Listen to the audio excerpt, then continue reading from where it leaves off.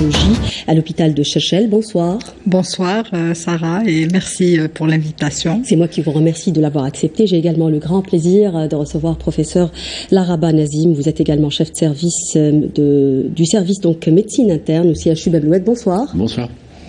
Merci d'avoir accepté mon invitation et j'ai le grand plaisir également de recevoir Lisa Temeni, patiente atteinte d'une maladie rare, la myasthénie congénitale. Bonsoir Sarah, merci pour l'invitation. Bonsoir Lisa, c'est moi qui vous remercie de venir casser un grand tabou en venant ce soir parler et sensibiliser autour de votre maladie parce que c'est pas souvent facile d'en parler, n'est-ce pas? Oui, tout à fait. Alors c'est un combat que je mène au quotidien. Et c'est pas facile à vivre tous les jours du moment que c'est invisible. Donc nos maladies, si je peux le dire, ne se voient pas. Donc c'est comme un handicap invisible qui est on parle souvent d'handicap invisible. Exactement. Donc on a du mal à s'intégrer avec la société, à vivre normalement. Oui, absolument. À quoi ressemble la vie justement avec une myasthénie congénitale? Alors la vie avec une myasthénie congénitale, c'est une vie qui est au ralenti. Donc on fait tout ce qui est ordinaire, on va dire, mais au ralenti. Donc moi, je peux faire toutes les choses qu'une personne peut faire quotidiennement, mais ça va me prendre un peu plus de temps. Donc, par exemple, le réveil va me mettre un peu plus de temps que d'autres personnes. Une petite tâche de rien du tout peut entraîner une énorme fatigue. C'est ça, voilà. Donc, c'est très dur à vivre. Oui. Professeur Laraba, c'est quoi une maladie rare? Nous célébrions, je le disais en préambule, cette semaine, la journée des maladies rares. Qu'est-ce qu'une maladie rare? Une maladie rare, c'est une maladie dont la prévalence, donc la fréquence dans la société, qui est tellement faible qu'on la dit rare, et c'est 0,05%, l'équivalent de 1 cas pour 2000. Vous avez dit qu'en Algérie, c'est 2 millions. Et donc, même si elles sont rares, associées ou combinées, on voit qu'elles sont en fait fréquentes. Et il est vrai qu'elles souffrent du fait qu'il n'y a pas assez d'attention qui est portée sur ces maladies-là. 5%, vous avez dit que c'était des maladies génétiques pour la plupart, mais il y a des maladies également acquises auto-immunes pour les 30% restants. Et lorsqu'on les associe, je vous disais, c'est très fréquent. Malheureusement, Lisa a la pudeur de ne pas dire les choses, mais c'est un combat pour les personnes qui souffrent ces maladies-là parce que la reconnaissance de la société n'est pas là, parce que j'allais dire, si je prends son exemple de myasthénie, c'est une fatigabilité, ça peut être mal perçu par les proches. Et on est jugé. On est jugé parce qu'on a ces maladies-là. Et des fois, lorsque l'annonce du diagnostic est faite, lorsqu'on met un mot sur le mal, c'est un parcours de soins. C'est-à-dire la personne le vit comme une délivrance. En général. On va y revenir. On va revenir sur tout ça justement tout à l'heure avec notre témoin, mais avec vous aussi, professeur. Alors, j'ai envie de revenir justement sur cette notion de maladie rare, qui ne serait pas finalement si rare chez nous en Algérie, parce qu'on a un problème aussi de mariage consanguin, n'est-ce pas, professeur? Oui, tout à fait. Alors, je rejoins mon ami professeur Laraba. Maladie rare, c'est connu maintenant, elle touche 1 cas sur 2000. Oui. Mais au fait, quand on s'y intéresse, elles ne sont pas aussi rares que ça. Elles sont souvent d'origine génétique, mais elles peuvent être acquises. Alors, le souci, c'est qu'en Algérie, une zone d'endogamie, de mariage consanguin, donc ça favorise l'apparition des maladies neurogénétiques de transmission autosomique récessive. Donc des mariages entre cousins ou même des mariages au sein d'une même région vont favoriser l'apparition de ces maladies qui sont méconnues, pour lesquelles malheureusement il n'existe pas beaucoup de traitements, et quand les traitements existent, ils sont très très coûteux, et pour lesquels il faut véritablement un programme, une logistique de soins, qui va du diagnostic jusqu'à la prise en charge thérapeutique et au-delà. Oui, vous anticipez un peu sur ma prochaine question, j'allais vous dire justement, est-ce qu'on parvient aujourd'hui à accompagner convenablement ces malades et à éviter les complications, à améliorer aussi le pronostic, parce que souvent ce sont des maladies évolutives qui peuvent justement altérer l'espérance de vie. tout à fait. Alors, on a bien vu le témoignage de Lisa, hein, qui a bien décrit les difficultés, hein, ce ralentissement, en fait, cette fatigabilité. Alors, ce sont des maladies qui touchent souvent, je parle des maladies génétiques, en fait, des enfants. Hein. Donc, on a affaire à des familles. Donc, en matière de maladies génétiques, neurogénétiques ou autres, hein, parce qu'il n'y a pas que neurologique, il y a des maladies génétiques hématologiques, dermatologiques, ophtalmologiques, etc. C'est une détresse, hein, pour les familles. Ce sont des maladies méconnues au sein même de la communauté des professionnels de santé. Hein. Ce sont des maladies pour lesquelles le diagnostic est très très difficile. Parce qu'en Algérie, malheureusement, on n'a pas les moyens de faire le diagnostic de toutes ces maladies. Il en existe 7000, comme vous avez dit. Il y en a 1000 pour les maladies neuromusculaires, par exemple.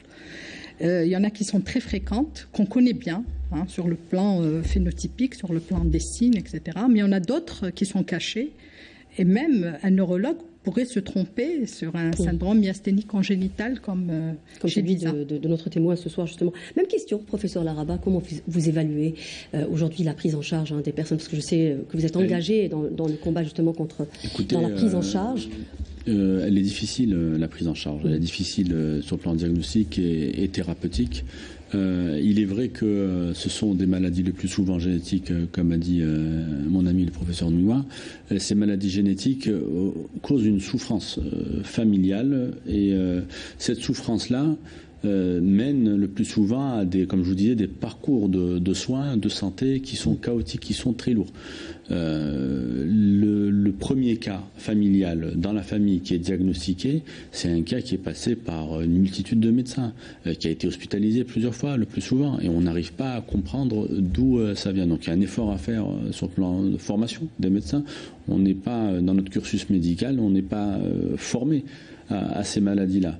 Il y a aussi un effort à faire au niveau de la société pour sensibiliser les gens, pour dire que c'est des maladies comme une autre, même si c'est des maladies chroniques, où l'espérance de vie, vous avez dit que pour la plupart, elle est réduite, mais le diagnostic précoce permet, dans certains cas, d'obtenir une vie quasi normale pour la plupart des maladies. Ce diagnostic précoce n'est possible que s'il y a la formation qui vient et puis si les outils diagnostiques sont disponibles.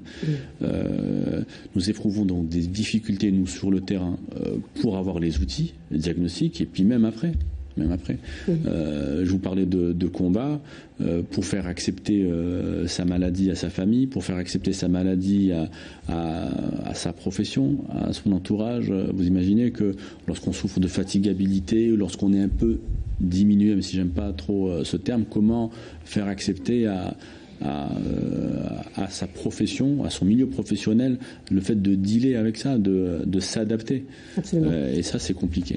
Justement, pour comprendre tout ça peut-être un peu plus, je vous invite, messieurs, dames, à regarder des témoignages qu'on a recueillis, des témoignages de personnes atteintes de maladies rares, qui parlent justement de cet handicap souvent invisible et de cette notion de stigmatisation, justement. Regardez. Bon, je m'appelle Lima, j'ai 22 ans. Je souffre d'une ostéochondrite italienne. Elle s'est déclenchée à l'âge de 16 ans, suite à un traumatisme, une entorse. Elle touche les os. C'est une maladie osseuse qui se manifeste par une anomalie du cartilage au niveau des ondes du croissance. Alors, elle touche les hanches, le genou et la cheville. La cheville, c'est la forme la plus rare dont je souffre. C'était une douleur, un gonflement de la cheville et impossible de poser mon pied sur terre. Alors c'est des médicaments symptomatiques, des anti-inflammatoires, des antidouleurs dont j'ai bénéficié, j'en ai pris, mais ça ne marche pas toujours. Il y a toujours de la douleur et surtout quand on favorise l'articulation. Bon, alors, lors du diagnostic, il y avait une liste interminable des interdictions. Interdit de marcher beaucoup, interdit de rester debout beaucoup, interdit de pratiquer une activité sportive. Et pour une personne qui a un rythme de vie accéléré, hyperactive, elle veut être partout, c'est pas évident. J'ai développé des angoisses à chaque fois. je pense que je vais sortir, je dois faire quelque chose et je dois marcher, je suis angoissée parce qu'après il y a de la douleur, il y a les blocages et c'est pas toujours évident. D'ailleurs, je refuse plusieurs fois des sorties avec mes amis juste par peur d'avoir trop mal ou d'être bloquée, ne pas pouvoir marcher. عسوري خولة عمري 16 سنة عندي لا دريبانوسيتوس اكتشفت هذه لا مرضي كي كان عمري 8 سنين بداوني لي دولور جاتني لا فاتيك وليت ما نقدرش نمشي هكذا ونجري بزاف الاسباب اللي ديكونشيو هاد المرض هي البرد ستريس بزاف وتما يجوني لي دولور وما كاين برك اونتي دولور اللي نديرو وكاين تانيك ادريه نديرها باش تسيركيلي الدم وليت من داك تجيني لا فاتيك ما نقدرش نروح نقرا انا بسونتي بزاف ما مكسول في العلاقه تاعي من داك يجيني واحد ستريس هكذا ما نقدرش نكون بزاف اجتماعيه في المرض كيجوني لي دولور كسول تجيني هكذا فتره تاع ديبرسيون تاع وتروح لي وي كاين لا ماشين سي تافي غاز مي لو كيت هذاك ماشي دائما متوفر.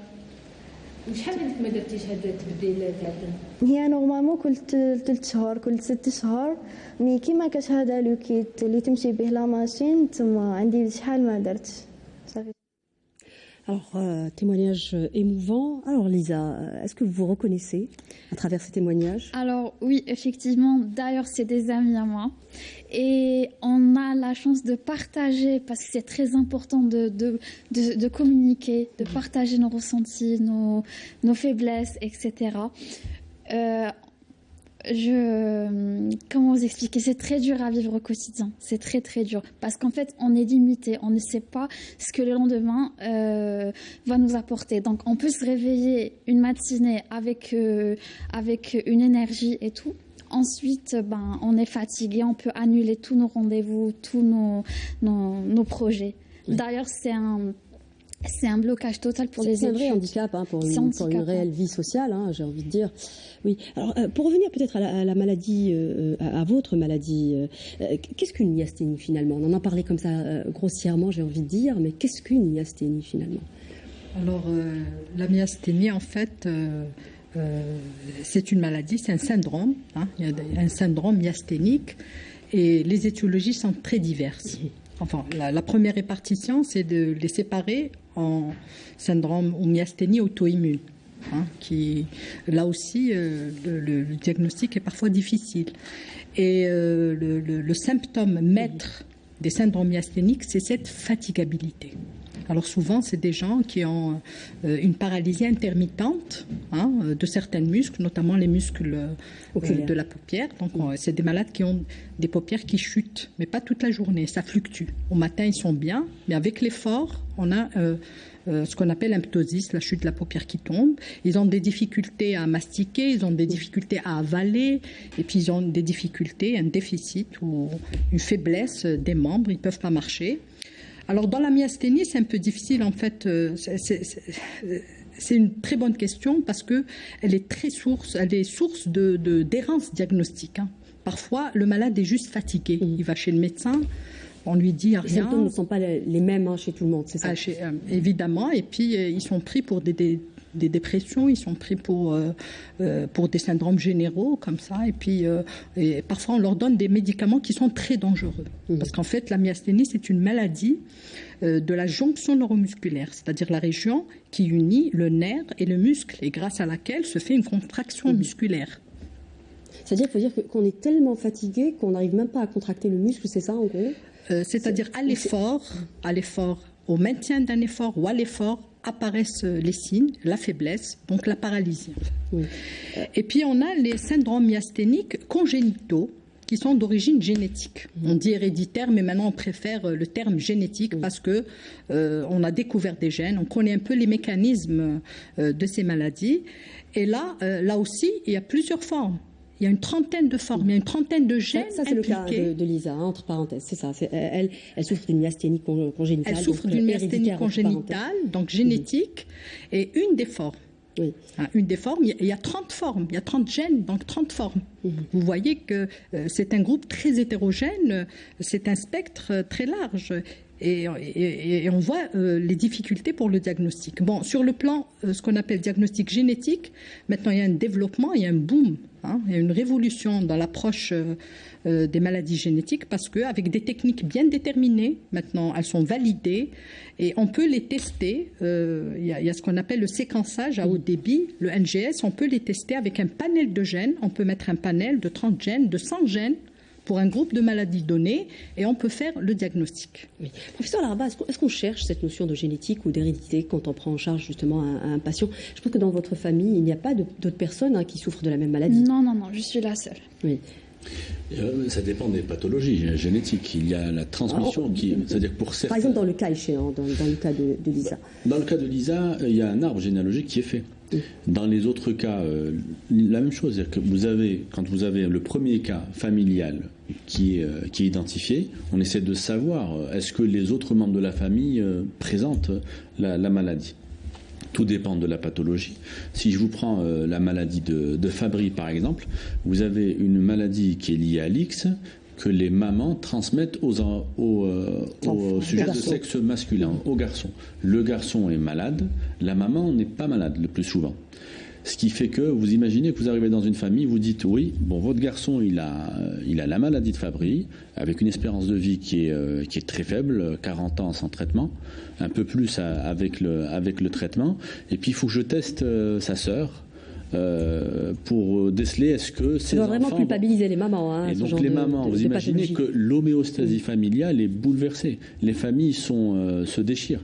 Le papa qui dit non, je veux pas que ma fille soit testée. Donc il y a tout un conseil génétique qui ne peut se faire des fois. Donc c'est très compliqué. Vous me tendez la perche justement, dans le cas de Lisa, je rappelle juste qu'elle est mariée et qu'elle a un mari juste extraordinaire qui la soutient justement. La question de la maternité ne se pose pas encore au sein de votre couple. J'imagine aussi que c'est une grosse problématique quand même, quand on sait que la maman est porteuse d'une maladie justement oui, génétique. Tout à fait. Et ça vous rentrez dans ce qu'on appelle le conseil génétique. Alors le conseil génétique, on le fait dans le cadre, normalement devant toute maladie génétique, même si on n'a pas la chance de la diagnostiquer sur le plan moléculaire, on peut faire un diagnostic génétique, un conseil génétique sur parce qu'on a connaissance des modes de transmission. Alors, il y a les plus fréquents chez nous, c'est ce qu'on appelle les modes de transmission autosomiques récessifs. Ça veut dire que les parents sont sains, mais ils sont porteurs. Chaque être humain, il a 2 copies d'un gène. D'accord, ils sont porteurs d'une copie, la maladie ne s'exprime pas. Alors, si par malheur, c'est des cousins qui se marient, chacun il a une copie un peu anormale du gène, et il peut la transmettre dans un quart des cas chez un enfant qui aura les 2 copies et donc il va exprimer la maladie. Oui, dans ce cas-là, dans les maladies autosomiques récessives, dans ce cas-là, on évalue le risque de survenue dans une famille, le risque de survenue sur les grossesses prochaines, ou bien on peut déterminer les sujets à risque, la fratrie, les cousins, etc. Ça, on peut le faire théoriquement quand on connaît le mode de transmission. Juste une parenthèse, justement des analyses, par exemple, prénuptiaux, pour ne pas banaliser, c'est-à-dire il faut les faire finalement. C'est quelque chose de très important. Oui, c'est très important. Je pense que ça a été fait pour une maladie hémolytique, la drépanocytose, je pense, pour voir un peu ce risque. Oui. Il y a aussi la bêta-thalassémie. Et puis, il y a aussi ce qu'on peut faire aussi, qui se fait ailleurs d'ailleurs, c'est le dépistage néonatal pour des pathologies où il existe des traitements. Parce que dans toute maladie, a fortiori, quand elle est d'origine génétique, plus on traite précocement, mieux seront les résultats. Absolument. Donc on peut faire ce qu'on appelle le dépistage néonatal, c'est très intéressant. C'est-à-dire à la naissance, on peut le faire durant une période donnée, dans une zone géographique donnée.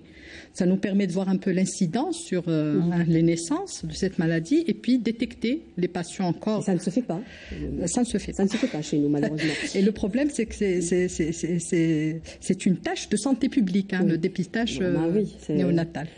Alors, Lisa, on a vu dans les reportages, justement, hein, dans les témoignages, les témoins qui parlaient justement de cette notion d'incompréhension. Hein. Je pense que c'est un point très important sur lequel vous voulez revenir. Il faut dire, ce qui est quand même triste aussi, c'est que cette notion d'incompréhension n'est pas uniquement l'apanage de monsieur tout le monde.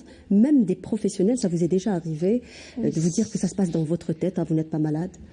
Alors oui, effectivement, je suis passée par ça, donc j'ai eu droit à « non, c'est dans ta tête, non, vous faites des chichis, arrêtez, c'est bon, vous n'avez rien, c'est dans la tête ». Donc, on vous a dit même que vous étiez un peu folle. Alors oui, malheureusement. Malheureusement, je suis arrivée à ça, donc on m'a dit « ouais, vous êtes folle, vous imaginez des trucs alors que vous n'avez rien, vous êtes en bonne santé ». Et donc là, c'était vraiment la... C'était trop. Oui. C'est déjà arrivé que des patients souffrant de maladies rares soient orientés vers la psychiatrie? Je pense, oui, ça peut arriver.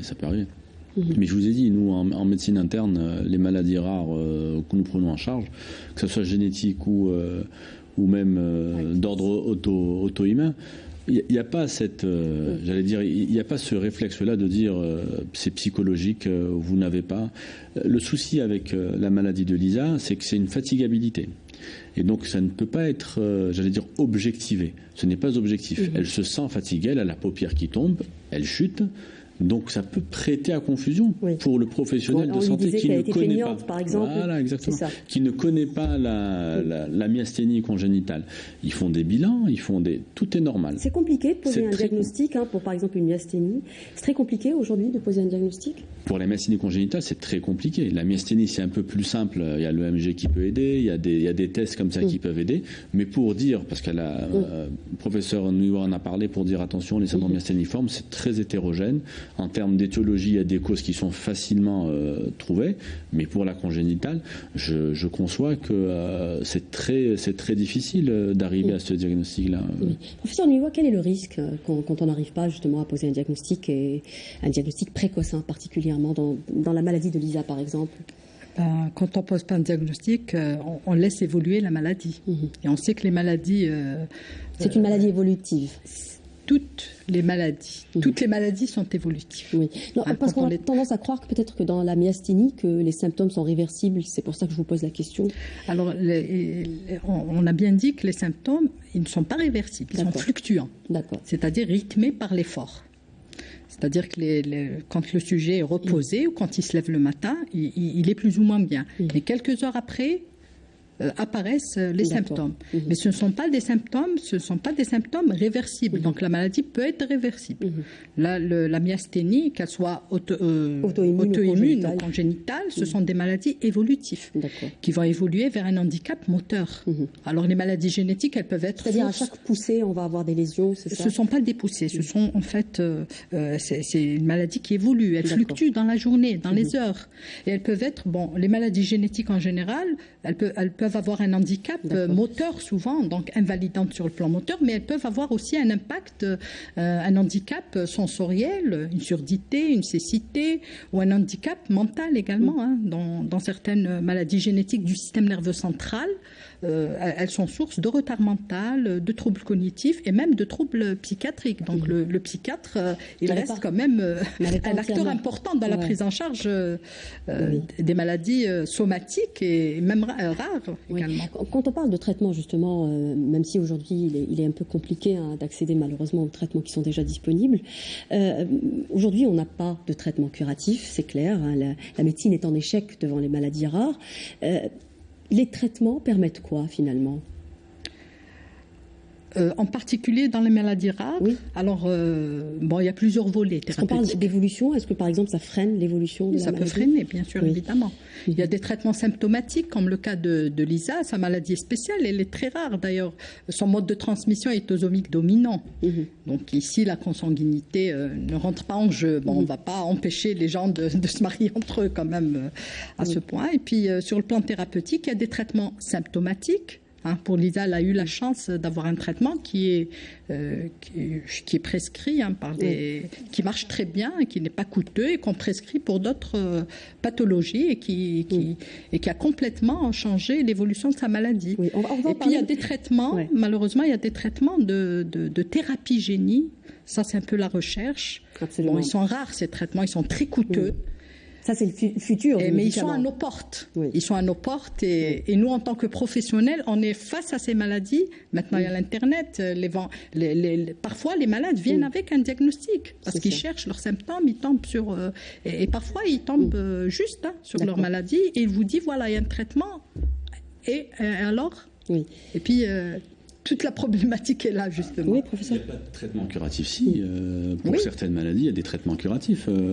Si je vous prends des déficits enzymatiques, comme la maladie de Gaucher, le Fabry dont je parlais, vous avez des traitements où le traitement consiste à donner l'enzyme. C'est des traitements de substitution. C'est-à-dire qu'on donne l'enzymothérapie substitutive, où on donne l'enzyme défaillante. Donc c'est un traitement curatif. C'est juste qu'il faut le donner le plus tôt pour avoir des résultats pérennes. Mais il faut continuer à le prendre quand même. Bien sûr, c'est un traitement à vie. C'est comme de l'insuline. C'est-à-dire qu'il y a un manque d'insuline, je donne l'insuline. Ici, il y a un manque d'enzyme et je donne l'enzyme. C'est coûteux, mais c'est pas aussi coûteux que la thérapie génique. C'est très coûteux, mais vous savez, en termes de difficulté des traitements, l'Algérie peut mieux faire. Oui. Là, on est entièrement d'accord, c'est clair. Alors, on va revenir peut-être au tout début, parce qu'on est passé directement sur les traitements. On a oublié quand même de vous poser la question. Comment ça a commencé finalement ? Est-ce que vous vous rappelez des premiers symptômes ? Alors oui. Parce que ça, c'est un point très important pour mettre peut-être la puce à l'oreille aux gens qui nous regardent. Oui. D'ailleurs, c'est important d'en parler effectivement, parce que moi, ça a commencé vraiment tout doucement et tout ça. Donc j'avais des symptômes, je commençais à avoir des médecins et tout. Donc chaque médecin m'orientait vers un autre. Ça s'est déclenché comment déjà ? Ça s'est déclenché à 18 ans. Alors peut-être qu'aujourd'hui vous avez 27 ans. Exactement. Et ça a commencé à 18 ans. Donc. Exactement. C'était à 18 ans, donc j'étais à 10 ans à peu près. J'étais très très très active comme jeune fille. Donc ça a commencé, je remarquais quand je marchais. Après ça, j'ai remarqué aussi quand je montais les marches. C'était à quel âge ? 18 ans. D'accord. 18 ans. Donc c'était vraiment 17 ans vers 18 ans. Je commençais à remarquer que j'avais du mal à marcher, du mal à soulever un truc. C'était vraiment l'alerte. À trébucher, vous m'aviez dit aussi. À trébucher, oui. Il y a eu des moments où je tombais dehors carrément. Je devais patienter quelques minutes, voire vraiment plusieurs minutes, jusqu'à ce que je sois bien rétablie, on va dire, un peu moins fatiguée. Et voilà, j'avais même du mal à me nourrir, donc à prendre un verre d'eau, à prendre mon verre d'eau, j'avais du mal à faire ça. C'était des tâches de tous les jours. C'est-à-dire que tu n'arrivais pas à avaler ou vous n'arriviez pas à prendre le verre ? Alors c'était vraiment les deux. J'avais du mal à prendre le verre, donc j'avais vraiment du mal avec mes mains. C'était ça en fait. J'avais du mal à prendre un verre d'eau, à prendre une fourchette, à me nourrir des gestes de tous les jours. À me coiffer par exemple, c'était vraiment un cauchemar. C'était un cauchemar. Il faut dire que ça s'est déclenché aussi suite à un choc. Alors oui, un gros choc émotionnel. Donc j'ai perdu ma grand-mère et à partir de ce moment-là, c'était le cauchemar. Donc mes symptômes ont fait qu'augmenter et tout. Donc ça a duré quand même des années. J'étais en errance médicale, donc il y avait de faux diagnostics, il y avait même j'ai eu beaucoup de traitements. Non, il faut dire, avant d'arriver justement au faux diagnostic, alors il faut dire qu'après le décès de votre grand-mère, vous ne pouviez plus marcher. Ah non. Oui, c'est ça. Vous ne pouviez plus vous déplacer, vous étiez alité pendant 2 ans. Exactement, donc c'était ça. En parlant des études aussi, j'avais du mal à étudier. J'étais vraiment alitée, j'arrivais pas à bouger. Même sur le plan cognitif, vous me disiez... Ah oui, c'était... Par exemple, je pouvais pas sortir sans l'aide de ma mère ou de mon père. C'était vraiment handicapant. Je ne pouvais rien faire. Vraiment rien faire. J'étais alitée, c'était déprimant. C'était énormément déprimant. Vous avez fait une dépression ? Ah oui, c'est une très grosse dépression même. Je comprends la difficulté diagnostique ici, parce qu'il y a un événement de vie qui est dur, la perte d'un être coûte cher. Et puis ensuite, Est-ce que la maladie était... Est-ce qu'on doit comprendre que la maladie était déjà là et ce choc finalement émotionnel, c'est ça qui a fait... qui a révélé, est-ce qu'il a précipité ou révélé ou...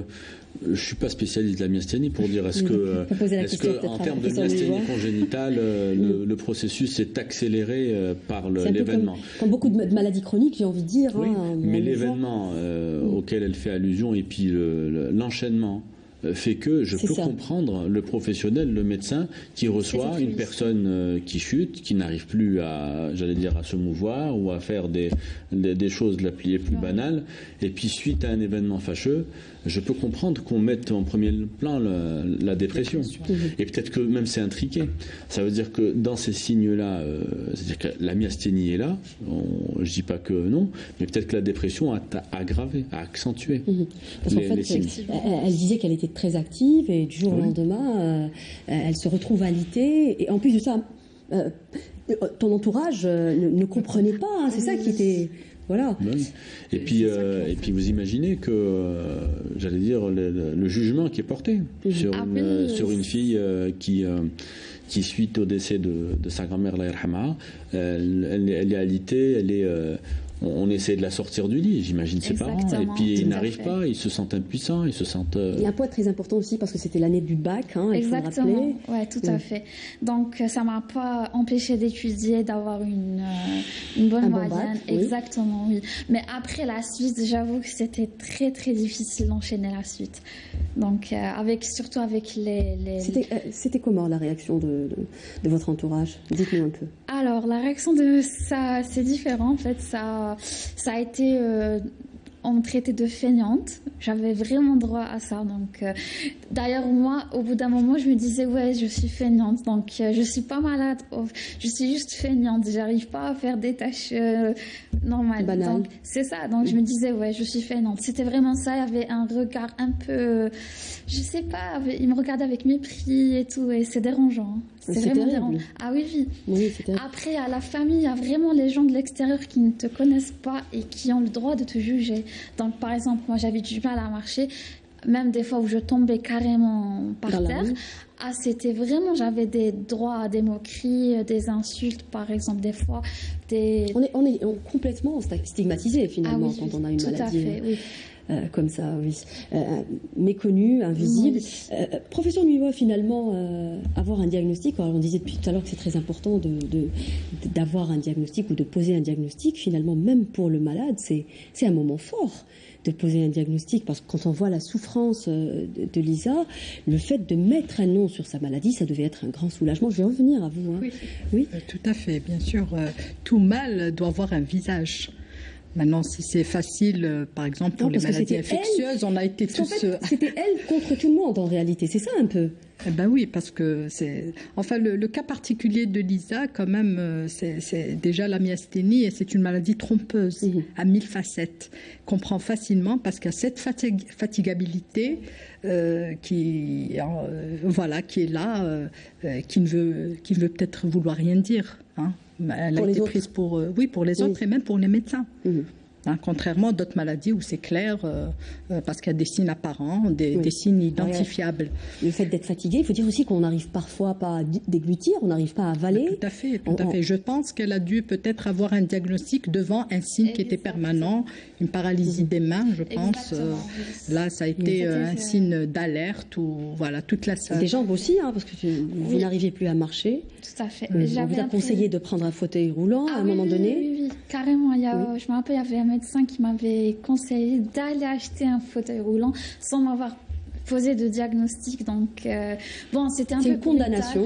C'était vraiment brutal pour moi parce que j'étais très jeune. Donc, je comprenais rien. Elle était là, elle me disait, ouais, tu vas acheter un fauteuil roulant et puis c'est bon, tu vas accepter ton handicap. Moi, j'étais là, je comprenais rien du tout. C'est un gros choc. Et le diagnostic, finalement, le fait de savoir qu'on a une maladie rare. Oui, franchement, je me rappelle de ce jour, c'était vraiment la délivrance. J'avais pleuré, je me rappelle. Alors, c'était après 7 ans d'errance médicale. Exactement, c'était après 7 ans. C'était une délivrance. Franchement, c'était une délivrance. J'avais pleuré de joie.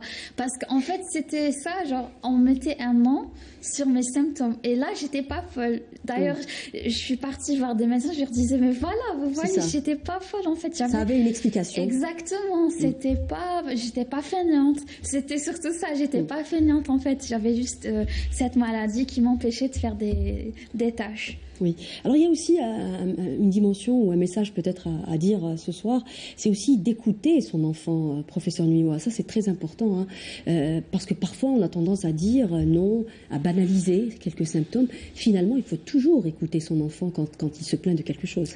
Surtout quand il s'agit d'enfants. Oui. En général, les enfants, ils savent pas. On a tendance à banaliser parfois. Oui. Eh ben oui, il faut être. On le disait déjà dans une émission de cancer pédiatrique, on revenait sur cette notion justement d'écouter son enfant. Et là aussi, je pense que la question se pose également. Tout à fait, bien sûr. S'il y a une plainte, quelle qu'elle soit, les parents doivent être à l'écoute, le médecin doit être à l'écoute, l'enseignant à l'école, on aurait pu être fatigué, ne pas pouvoir écrire, etc., doit être alerté et puis déclencher la stratégie de la prise en charge. Oui. Alors, une maladie comme ça s'installe du jour au lendemain, parce que quand on voit un peu les symptômes de Lisa... Ça dépend des pathologies. Généralement... Dans les maladies génétiques rares, le plus souvent, c'est l'enfant qui est touché.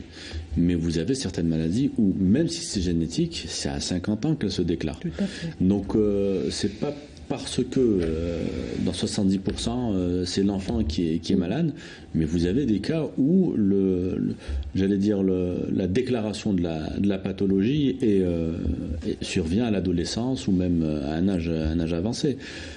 Lisa, comme disait professeur Nuiwa, c'est très particulier, n'oubliez pas, c'est un signe très subjectif. C'est pas un bouton qui apparaît sur la peau. Je montre le bouton et je prouve que j'ai raison de dire que... Justement, d'où cette notion d'handicap invisible. Tout ce qui est douleur, fatigabilité, c'est très compliqué de prouver qu'on a un symptôme ici. Le symptôme ici, c'est très compliqué. Je comprends même l'entourage de Lisa qui était là malgré toute la bonne volonté.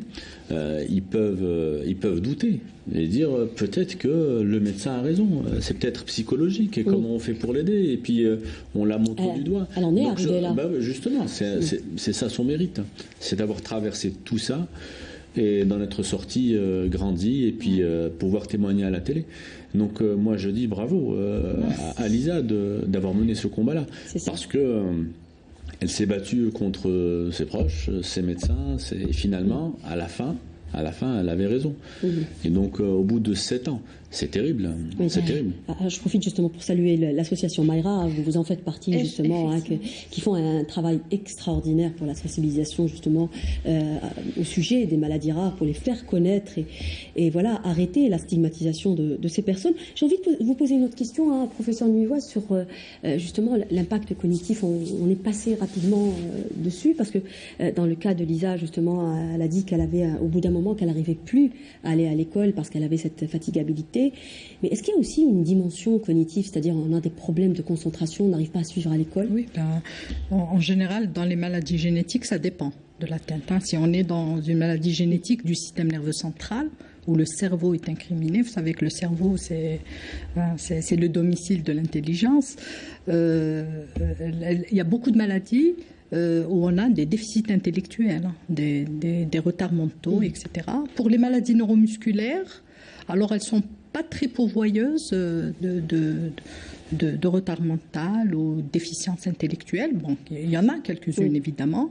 Dans le cas de Lisa, je pense que c'est réactionnel. La dépression est réactionnelle, le manque de concentration, etc.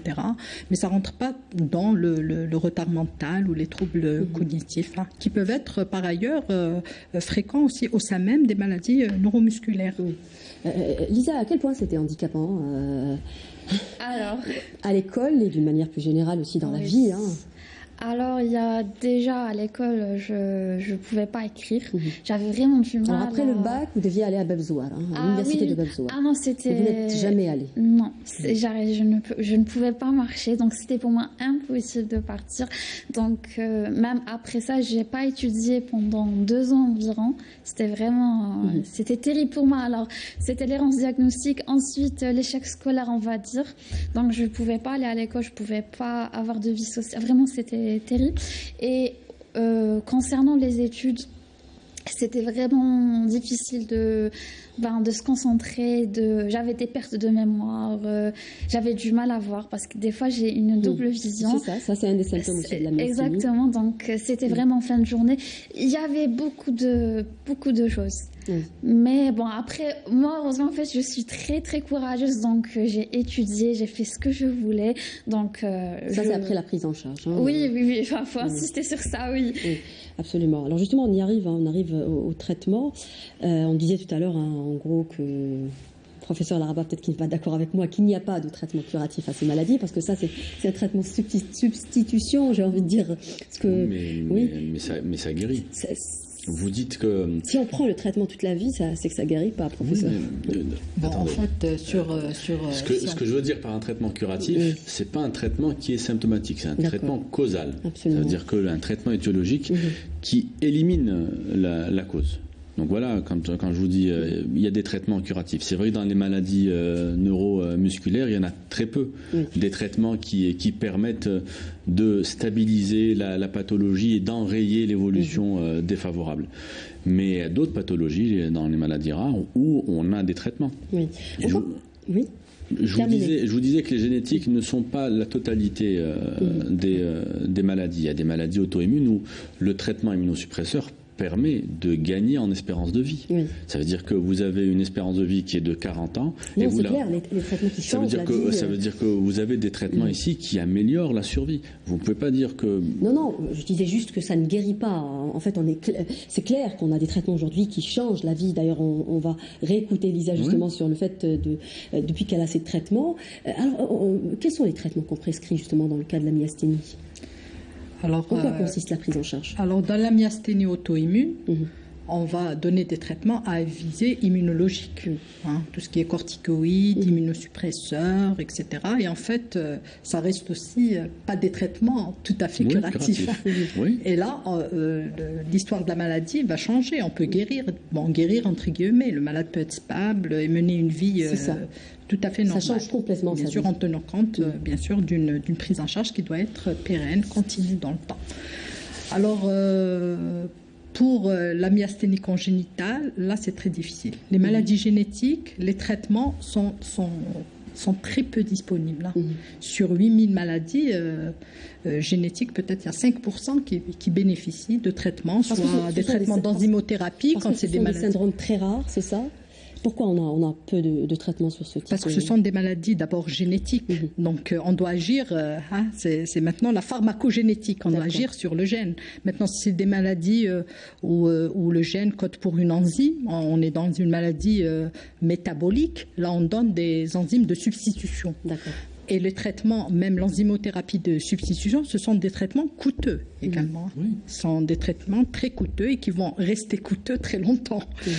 Et c'est très très difficile, mais en amont de ça, il faut faire un diagnostic.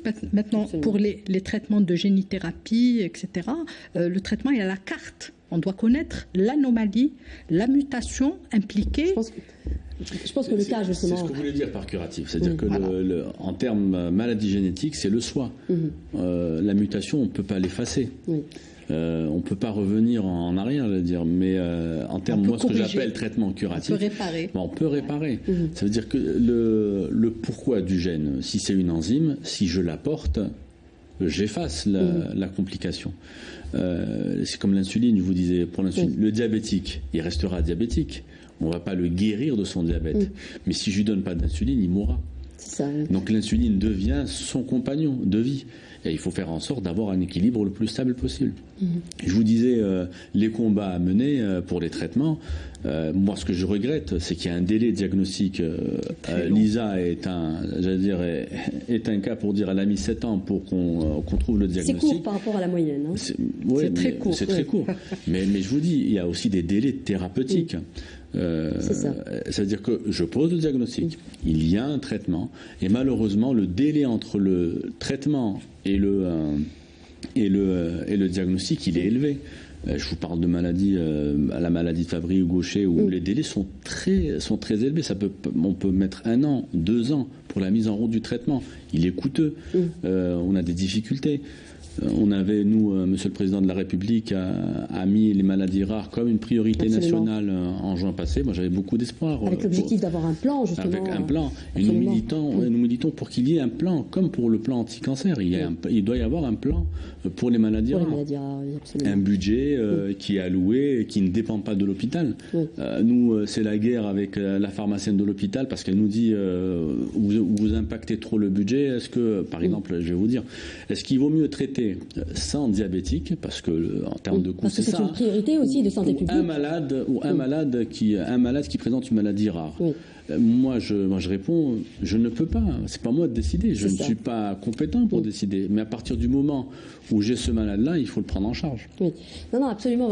Je comprends en fait cette notion de priorité de santé publique. Aujourd'hui, il faut absolument que les maladies rares fassent partie, justement. Alors, une question aussi, avant de passer à Lisa, parce qu'il ne nous reste pas beaucoup de temps, une question justement sur la mise en route des traitements. Est-ce que l'amélioration, elle est visible dès qu'on met les malades sous traitement? Justement, ça, c'est très important pour compléter peut-être l'idée justement du professeur Laraba.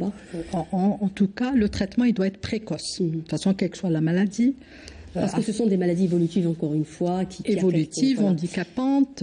Maintenant, il y a des traitements. Vous savez, par exemple, dans certaines myopathies, ou même, il y a un moment donné, il faut mettre le traitement très précocement. Une fois que le malade est sous fauteuil roulant, il n'y a plus il a une atrophie musculaire très importante. Même les traitements les plus spécifiques ne marcheront pas. D'accord. Donc l'intérêt de faire des diagnostics très précoces, très précocement, voire en néonatal. Par exemple, dans la SMA, on a parlé de la myasthénie congénitale finalement qui est encore plus rare, mais il y a d'autres maladies génétiques rares qui sont fréquentes, comme la myopathie de Duchenne, il y en a beaucoup en Algérie, la SMA qui peut lui ressembler, et parfois on a des difficultés de diagnostic. Absolument. Et puis les traitements sont là, et les traitements, par exemple dans la myopathie de Duchenne, il y a un traitement par voie orale. Il y a eu l'espoir parmi les malades, mais le malade ne savait pas que ce traitement qui a été découvert ne touchait que 10%, parce qu'il était fonction de la mutation. Absolument. C'est ce qui s'est passé un peu dans votre cas. Lisa, vous avez eu un premier traitement justement qui n'était pas adéquat, et par la suite on vous a changé de traitement. Racontez-nous un peu comment ça s'est passé. Alors, il faut savoir qu'il y a une vie avant traitement et une vie après traitement. C'était mon cas. Donc, il faut savoir que avant...